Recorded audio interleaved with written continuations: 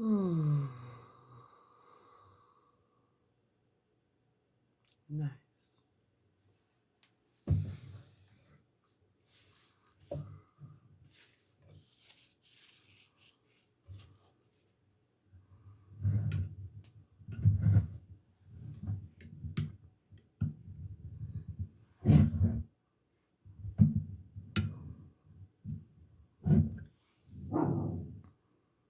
Ooh.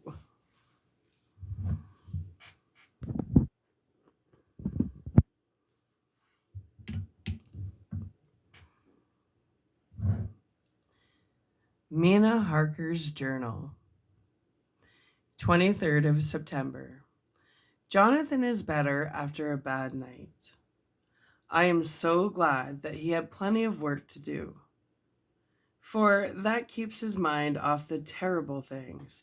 And oh, I am rejoiced that he is not now weighed down with the responsibility of his new position. I knew he would be true to himself, and now how proud I am to see my Jonathan rising to the height of his advancement and keeping pace in all ways with the duties that come upon him. He will be away all day till late, for he said he could not lunch at home. My household work is done, so I shall take his foreign journal and lock myself up in my room and read it. 24th of September. I hadn't the heart to write last night. That terrible record of Jonathan's upset me so. Poor dear. How he must have suffered, whether it be true or only imaginative. I wonder if there is any truth in it at all. Did he get his brain fever and then write all those terrible things? Or had he some cause for it all? And yet, that man we saw yesterday, he seemed quite certain of him, poor fellow. I suppose it was the funeral upset him and sent his mind back on some train of thought. He believes it himself. I remember how on our wedding day he said, "Unless some solemn duty come upon me to go back to the bitter hours, asleep or awake, mad or sane." There seems to be through it all some thread of continuity. That fearful Count was coming to London. If it should be, and he came to London, with its teeming millions, there may be a solemn duty, and if it come, we must not shrink from it. I shall be prepared. If I am ready, poor Jonathan may not be upset, for I can speak for him and never let him be troubled or worried with it at all. If ever Jonathan quite gets over the nervousness, he may want to tell me of it all, and I can ask him questions and find out things and see how I may comfort him.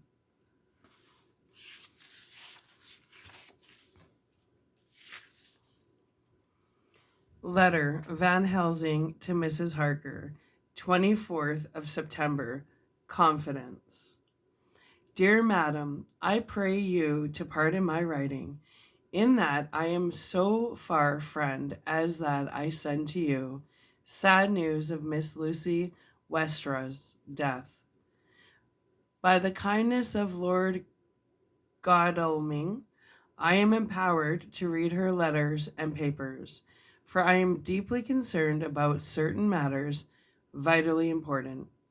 In them I find some letters from you, which show how great friends you were and how you love her. O Madame Mina, by that love I implore you, help me. It is for others' good that I ask, to redress great wrongs, and to lift much and terrible troubles, that may be more great than you can know. May it be that I see you. You can trust me. I am a friend of Dr. John Seward and of Lord Gadalming. That was Arthur of Miss Lucy. I must keep in private for the present from all. I shall come to Exeter to see you at once, if you tell me I am privileged to come, and where and when. I implore your pardon, Madame. I have read your letters to poor Lucy, and know how good you are and how your husband suffer. So I pray for you. If it may be, enlighten him not, lest it may harm. Again, your pardon, and forgive me, Van Helsing. Telegram, Mrs. Harker to Van Helsing. 25th of September. Come today by 10:15 train if you can catch it. Can see you anytime you call. Wilhelmina Harker. Mina Harker's Journal, 25th of September. I cannot help feeling terribly excited as the time draws near for the visit of Dr. Van Helsing, for somehow I expect it will throw some light upon Jonathan's sad experience. And as he attended poor dear Lucy in her last illness, he can tell me all about her. That is the reason of his coming. It is concerning Lucy and her sleepwalking, and not about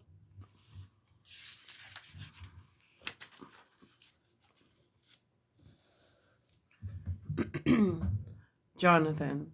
Then I shall never know the real truth. How silly I am. That awful journal gets hold of my imagination and tinges everything with something of its own color. Of course it is about Lucy.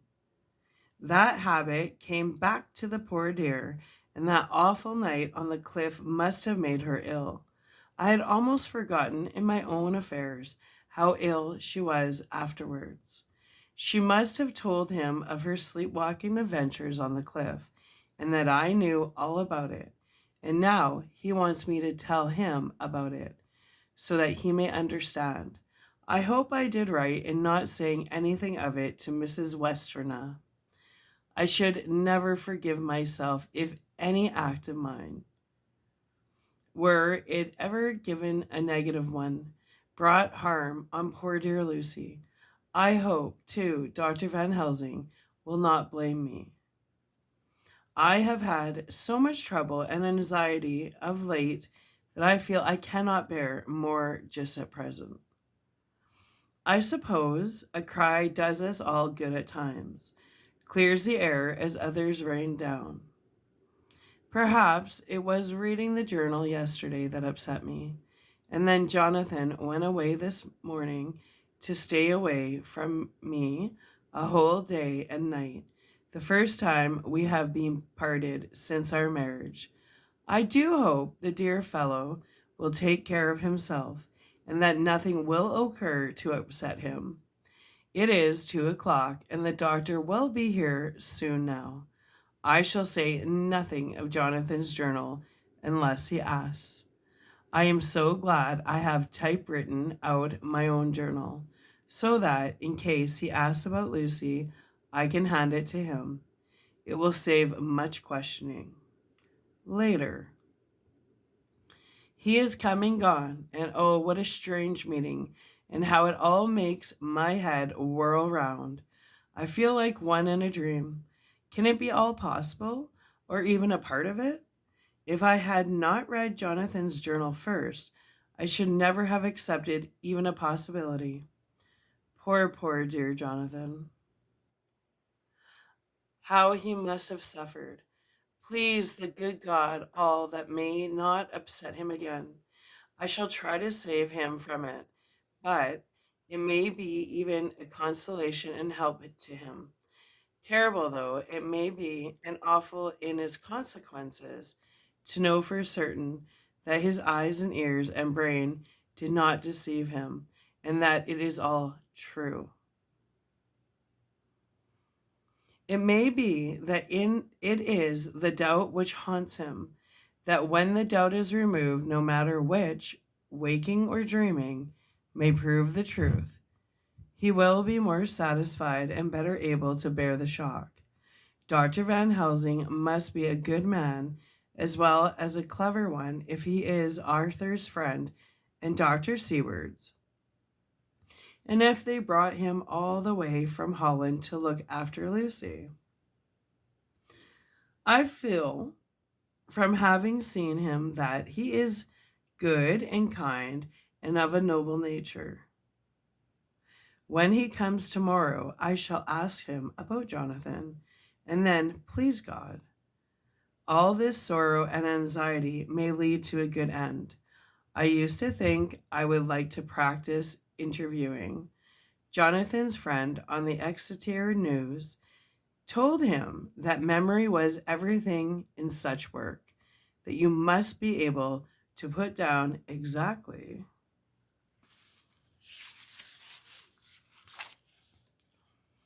almost every word spoken, even if you had to refine some of it afterwards.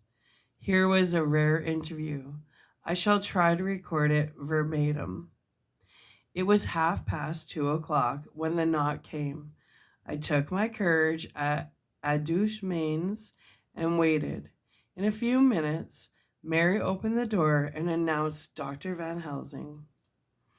I rose and bowed, and he came towards me, a man of medium height, strongly built, with his shoulders set back over a broad, deep chest, and a neck well balanced on the trunk as the head is on the neck.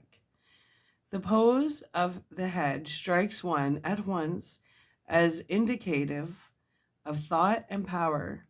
The head is noble, well sized, broad, and large behind the ears. The face, clean shaven, shows a hard, square chin, a large, resolute, mobile mouth, a good sized nose, rather straight, but with quick, sensitive nostrils that seem to broaden as the big, bushy eyebrows come down and the mouth tightens. The forehead is broad and fine, rising at first almost straight and then sloping back above two bumps or ridges wide apart. Such a forehead that the reddish hair cannot possibly tumble over it, but falls naturally back and to the sides. Big, dark blue eyes are set widely apart and are quick and tender or stern with a man's moods. He said to me, "Mrs. Harker, it is not." I bowed assent. That was Miss Mina Murray. Again I assented. It is Mina Murray that I come to see. That was friend of the poor dear child Lucy Westenra. Madame Mina, it is on account of the dead I come. Sir, I said, you have no better claim on me than that you were a friend and helper of Lucy Westenra. And I held out my hand. He took it and said tenderly, "Oh, Madame Mina, I knew that the friend of that poor Lily girl must be good, but I had yet to learn." He finished his speech with a courtly bow. I asked him what it was that he wanted to see me about, so he at once began. "I have read your letters to Miss Lucy. Forgive me. But I had to begin to inquire somewhere, and there was none to ask. I know that you were with her at Whitby. She sometimes kept a diary. You need not look surprised, Madame Mina. It was begun after you left, and was made in imitation of you. And in that diary she traces by inference certain things to a sleepwalking in which she puts down that you saved her.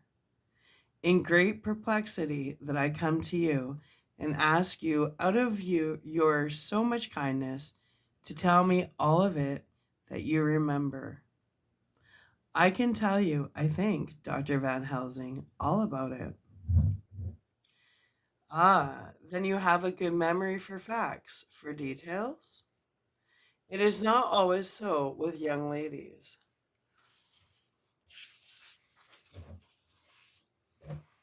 No, doctor, but I wrote it all down at the time. I can show it to you if you like.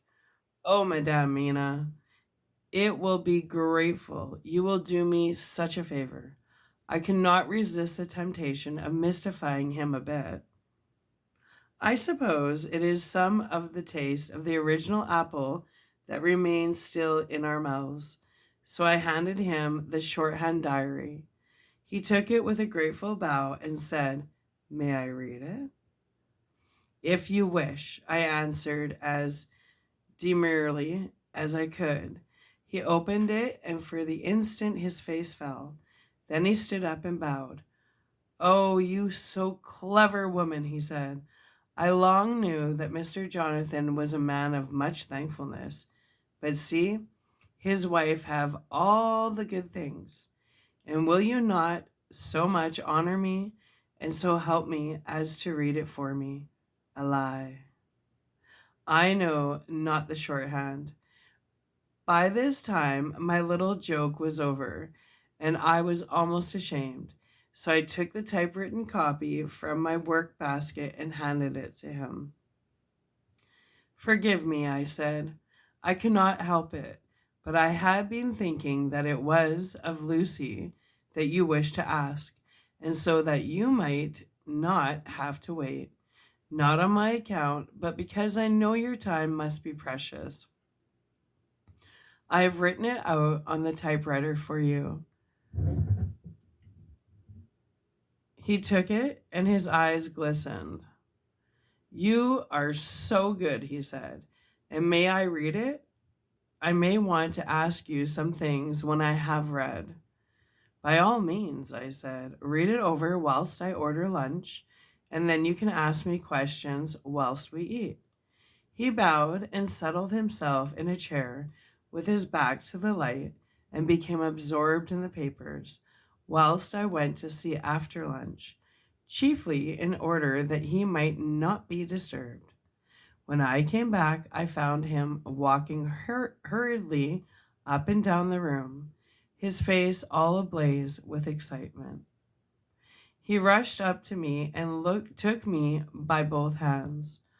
"Oh, Madame Mina," he said, "how can I say what I owe to you? This paper is as sunshine. It opens the gates to me. I am dazed, I am dazzled with so much light. And yet clouds roll in behind the light every time. But that you do not, cannot comprehend. Oh, but I am grateful to you, you so clever woman. Madame," he said this very solemnly, "if ever Abraham Van Helsing can do anything for you or yours, I trust you will let me know. It will be pleasure and delight if I may serve you as a friend, but all I have ever learned, all I can ever do, shall be for you and those you love. There are darknesses in life, and there are lights. You are one of the lights. You will have happy life and good life, and your husband will be blessed in you."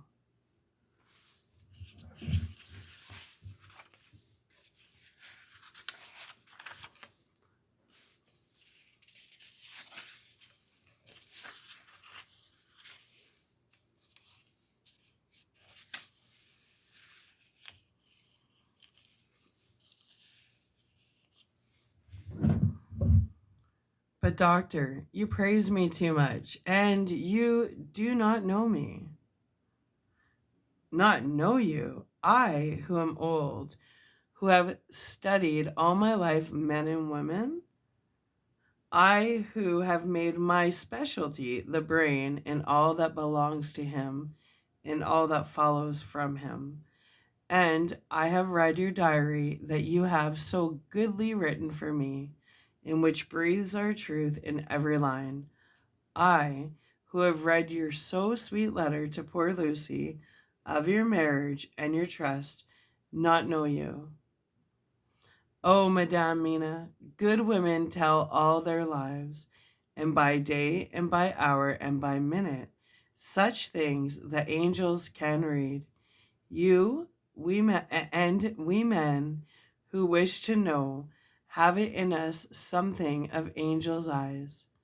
Your husband is noble nature, and you are noble too, for you trust, and trust cannot be where there is mean nature. And your husband, tell me of him. Is he quite well? Is all that fever gone? And is he strong and hearty? I saw here an opening to ask him about Jonathan, so I asked.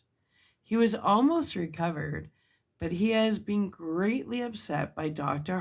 Hawking's death, he interrupted. Oh, yes, I know. I know.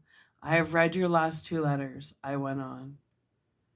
I suppose this upset him, for when we were in town on Thursday last, he had a sort of shock. A shock, and after brain fever so soon. That was not good. What kind of shock was it? He thought he saw someone who recalled something terrible, something which led to his brain fever. And here the whole thing seemed to overwhelm me in a rush.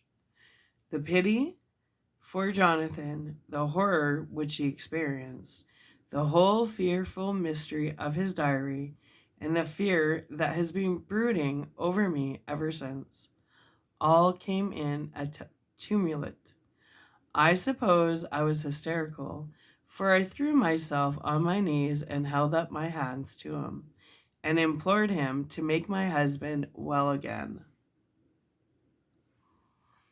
He took my hands and raised me up and made me sit on the sofa and sat down by me. He held my hand in his and said to me with, oh, such infinite sweetness, my life is a barren and lonely one, and so full of work that I have not had much time for friendships.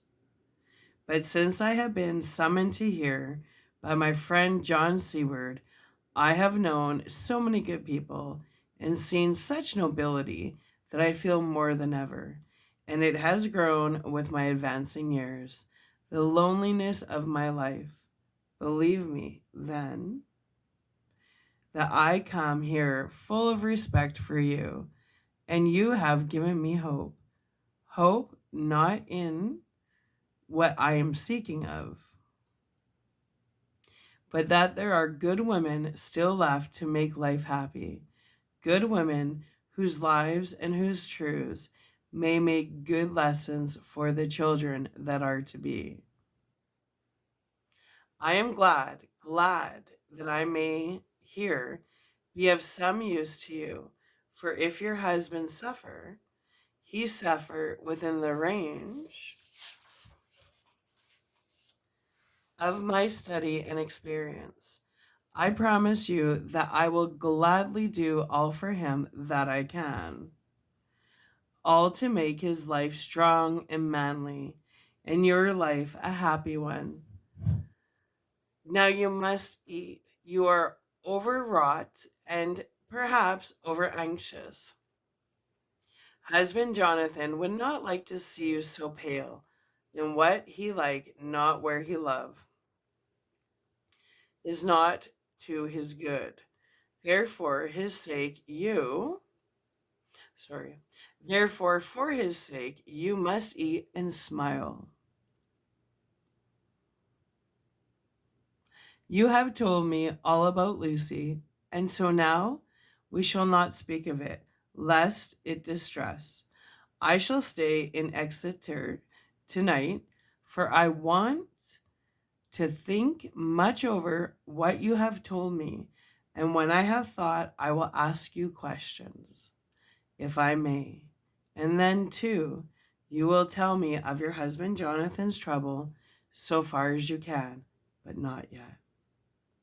You must eat now. Afterwards, you shall tell me all. After lunch, we went back to the drawing room. He said to me, After lunch, when we went back to the drawing room, he said to me, And now tell me all about him. When it came to speaking to his great. What the hell is going on here? After lunch, when we went back to the drawing room, he said to me, And now tell me all about him. When it came to speaking to this great, learned man, I began to fear that he would think me a weak fool, and Jonathan a madman. That journal is all so strange. And I hesitated to go on, but he was so sweet and kind, and he had promised to help, and I trusted him. So I said, Dr. Van Helsing, what I have to tell you is so queer that you must not laugh at me or at my husband. I have been, since yesterday, in a sort of fever of doubt. You must be kind to me and not think of me foolish that I have ever half believed some very strange things. He reassured me by his manner as well as his words when he said, Oh, my dear, if you only knew how strange is the matter regarding which I am here. It is you who would laugh. I have learned not to think little of anyone's belief, no matter how strange it be. I have tried to keep an open mind, and it is not the ordinary things of life that could close it, but the strange things, the extraordinary things, the things that make one doubt if they be mad or sane. Thank you 1,000 times. You have taken a weight off my mind. If you will let me, I shall give you a paper to read. It is long, but I have typewritten it out. I will tell you my trouble and Jonathan's. It is the copy of his journal when abroad and all that happened. I dare not say anything of it. You will read for yourself and judge. And then, when I see you, perhaps you will be very kind and tell me what you think. I promise, he said, as I gave him the papers. I shall, in the morning, as soon as I can, come to see you and your husband, if I may. Pardon me.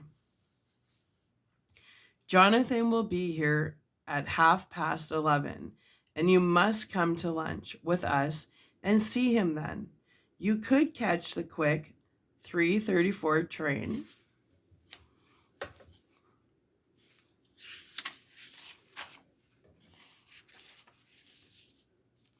which will leave you at Paddington before 8. He was surprised at my knowledge of the trains offhand, but he does not know that I have made up all the trains to and from Exeter, so that I may help Jonathan in case he is in a hurry. So he took the papers with him and went away. I sit here thinking I don't know what. Letter by hand. Van Helsing to Mrs. Harker, 25th of September, 6 o'clock. Dear Madame Mina, I have read your husband's so wonderful diary. You may sleep without doubt. Strange and terrible as it is true. I will pledge my life on it. It may be worse for others, but for him and you there is no dread. He is a noble fellow, and let me tell you, from experience of men, that one who would do as he did in going down that wall and to that room, and going a second time, is not one to be injured in permanence by a shock. His brain and his heart are all right. This I swear, before I have even seen him. So be at rest. I shall have much to ask him of other things. I am blessed that today I come to see you, for I have learned all at once, so much that again I am dazzled more than ever, and I must think. Yours most faithful, Abraham Van Helsing. Letter, Mrs. Harker to Van Helsing. 25th of September, 6:30 p.m.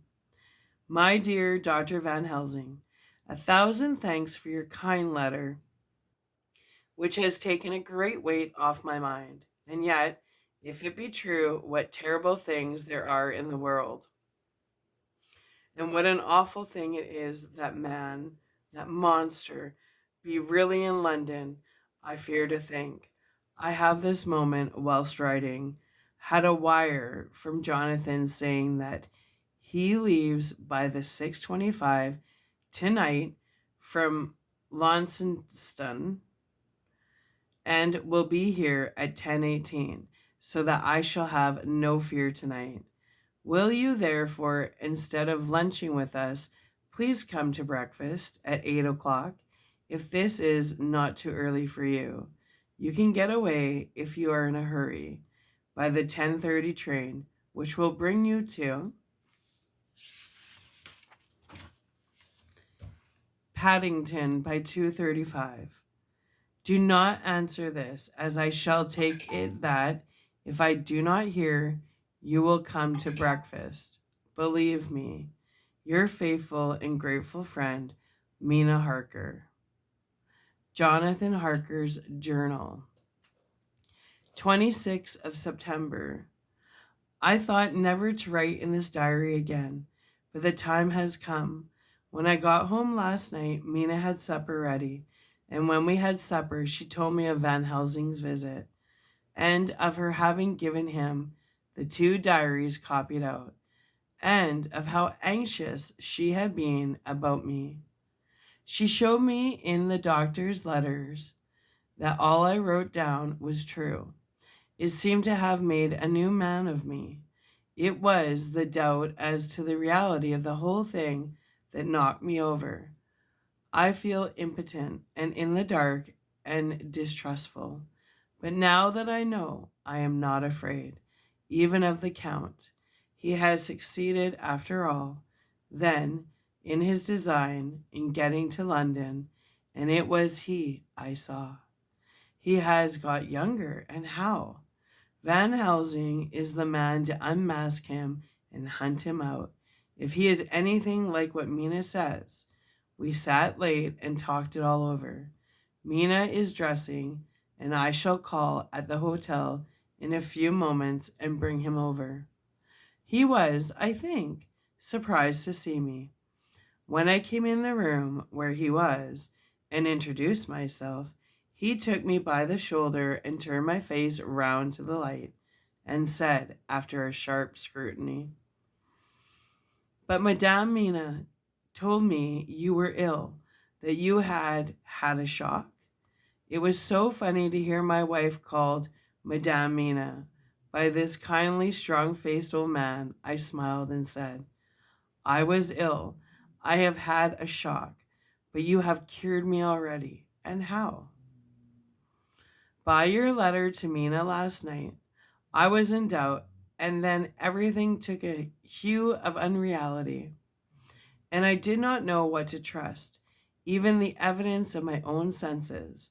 Not knowing what to trust, I did not know what to do, and so had only to keep on working in what had hitherto been the grove of my life. The grove ceased to avail me, and I must trust in myself. Doctor, you don't know what it is to doubt everything, even yourself. No, you don't. You couldn't with eyebrows like yours."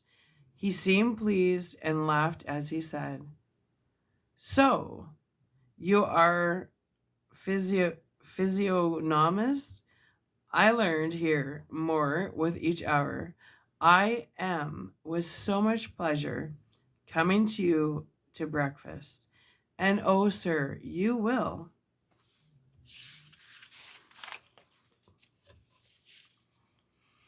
Pardon praise from an old man, but you are blessed in your wife. I would listen to him go on praising Mina for a day, so I simply nodded and stood silent. She is one of God's women fashioned by his own hand to show us men and other women that there is a heaven where we can enter, and that its light can be here on earth. So true, so sweet, so noble, so little an egoist. And that, let me tell you, is much in this age, so skeptical and selfish. And you, sir, I have read all the letters to poor Miss Lucy, and some of them speak of you. So I know you since some days from the knowing of others. But I have seen your true self since last night. You will give me your hand, will you not? And let us be friends for all of our lives. We shook hands, and he was so earnest and so kind that it made me quite chalky. And now, he said, may I ask you for some more help? I have a great task to do, and at the beginning it is to know you. You can help me here. Can you tell me what went before your going to Transylvania? Later on, I may ask more help and of a different kind, but at first, this will do. Look here, sir, I said. Does what you have to do concern the Count? It does, he said solemnly. Then I am with your heart and soul. As you go by the 10:30 train, you will not have time to read them, but I shall get the bundle of papers. You can take them with you and read them on the train. After breakfast, I saw him to the station. When we were parting, he said, perhaps you will come to town if I send to you, and take Madame Mina too. We shall both come when you will, I said. I had got him the morning papers and the London papers of the previous night, and while we were talking at the carriage window, waiting for the train to start, he was turning them over. His eyes suddenly seemed to catch something in one of them, the Westminster Gazette. I knew it by the color, and he grew quite white. He read something intently, groaning to himself. Mein Gott, so soon, so soon. I do not think he remembered me at the moment. Just then the whistle blew and the train moved off. This recalled him to himself, and he leaned out of the window and waved his hand, calling out, love to Madame Mina. I shall write so soon as ever I can.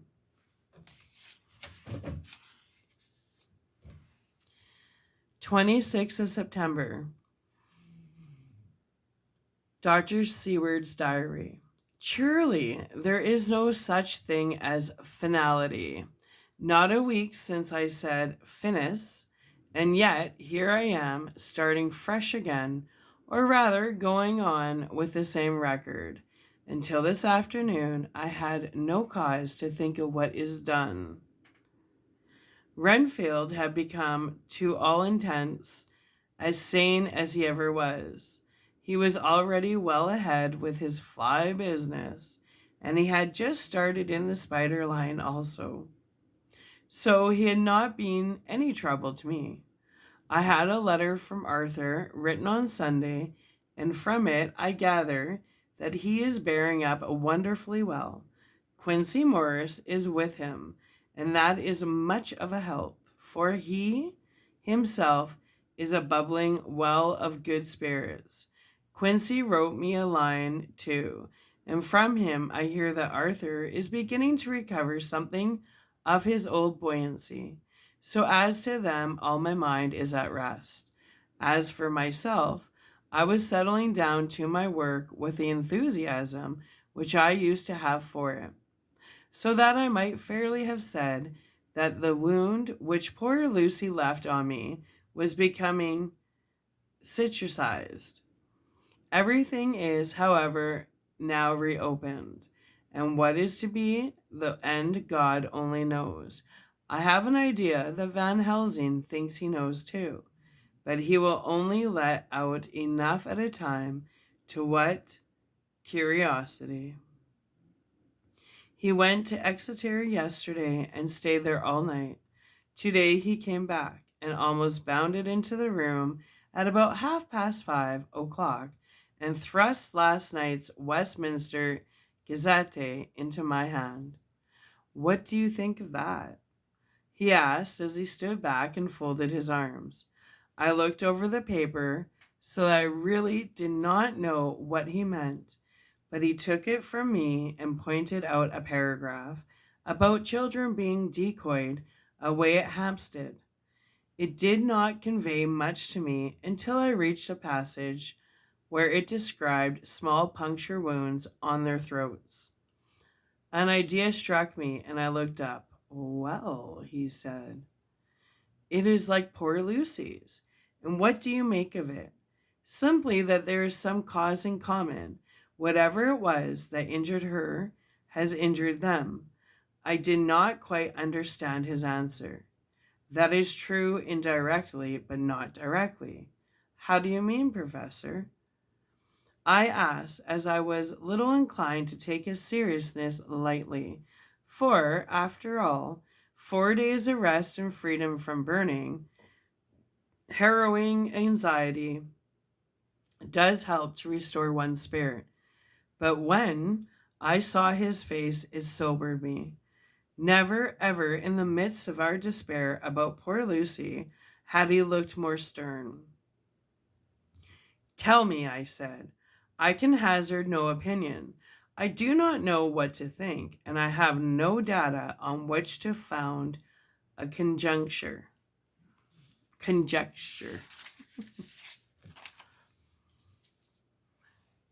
Do you mean to tell me, friend John, that you have no suspicion as to what poor Lucy died of? Not after all the hints given, not only by events, but by me, of nervous prostration following on great loss or waste of blood. And how the blood lost or waste. I shook my head. He stepped over and sat down beside me and went on. You are clever, man, friend John. You reason well, and your wit is bold, but you are too prejudiced. You do not let your eyes see nor your ears hear, and that which is outside your daily life is not of account to you. Do you think that there are things which you cannot understand? And yet, which are that some people see things that others cannot?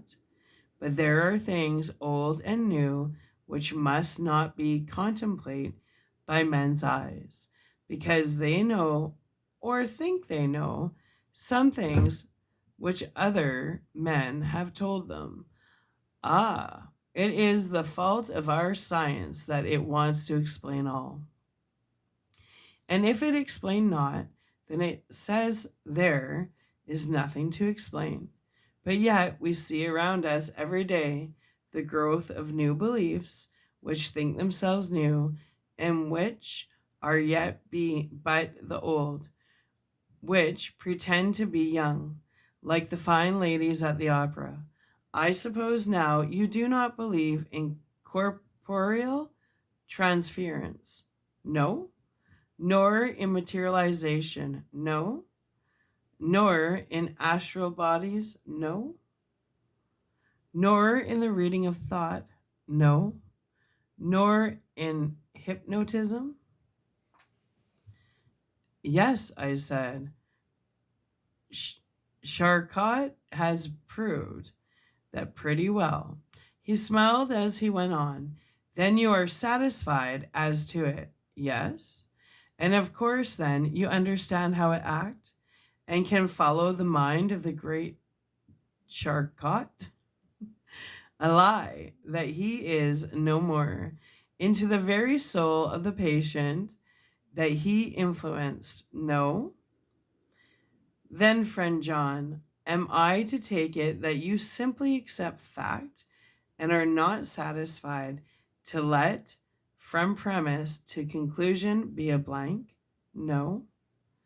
Then tell me, for I am student of the brain, how you accept the hypnotism and reject the thought reading. Let me tell you, my friend, that there are things done today in electrical science which would have been deemed unholy by the very men who discovered electricity, who would themselves, not so long before, have been buried as wizards. There are always mysteries in life. Why was it that Methuselah lived 900 years and old Parr 169? Hmm. And yet the poor Lucy, with 4 men's blood in her poor veins, cannot live even one day. For had she lived one more day, we could have saved her. Do you know all the mystery of life and death? Do you know the altogether of comparative anatomy? Anatomy. And can say wherefore the qualities of brutes are in some men and not in others? Can you tell me why, when other spiders die small and soon, that one great spider lived for centuries in the tower of the old Spanish church and grew, till on descending he could drink the oil of all the church lamps? Can you tell me why in the Pampas and elsewhere there are bats that come at night and open the veins of cattle and horses and suck dry their veins? How in some islands of the western seas there are bats which hang on the trees all day, that those who have seen describe as like giant nuts or pods, and that when the sailors sleep on the deck because that it is too hot, flit down on them, and then in the morning are found dead men, white as even Miss Lucy was. Good God, Professor, I said, starting up, do you mean to tell me that Lucy was bitten by such a bat, and that such a thing is here in London in the 19th century? He waved his hand for silence and went on. Can you tell me why the tortoise lives more long than generations of men? Why the elephant goes on till he have seen dynasties? And why the parrot never die only of bite of cat or dog or other complaint? Can you tell me why men believe in all ages and places that there are some few who live on always, if they be permit? That there are men and women who cannot die?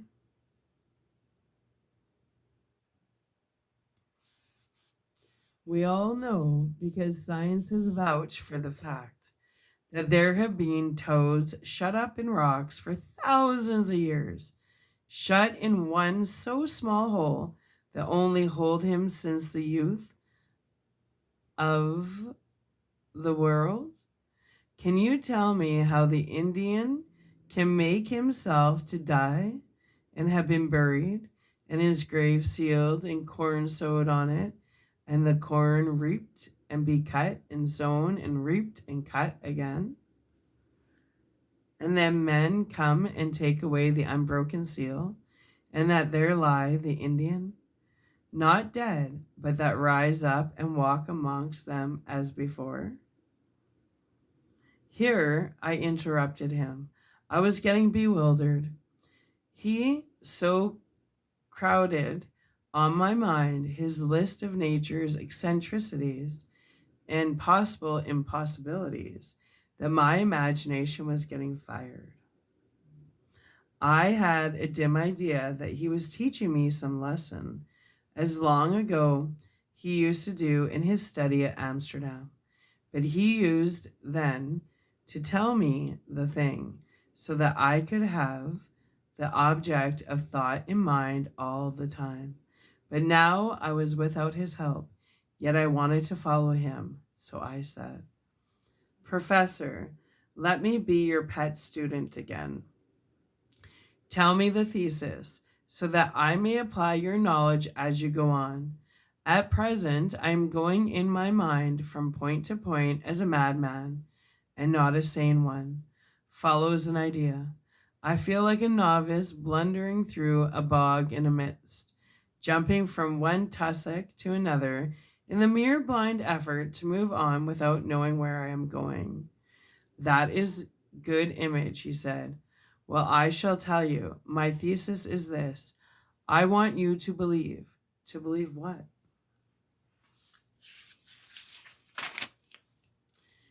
To believe in things that you cannot.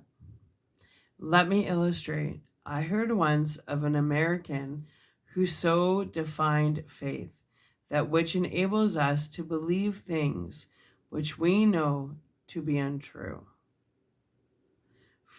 For one, I follow that man. He meant that we shall have an open mind and not let a little bit of truth check the rush of a big truth. Let a small rock does a railway truck. We get to the small truth first. Good. We keep him and we value him, but all the same, we must not let him think himself all the truth in the universe. Then you want me not to let some previous conviction injure the receptivity of my mind with regard to some strange matter? Do I read your lesson all right? Ah, you are my favorite pupil still. It is worth to teach you. Now that you are willing to understand, you have taken the first step to understand. You think, then, that those so small holes in the children's throats were made by the same that made the hole in Miss Lucy's? I suppose so. He stood up and said solemnly, Then you are wrong. Oh, would it were so, but a lie. No, it is worse, far, far worse. In God's name, Professor Van Helsing, what do you mean? I cried. He threw himself with a despairing gesture into a chair and placed his elbows on the table, covering his face with his hands as he spoke. They were made by Miss Lucy.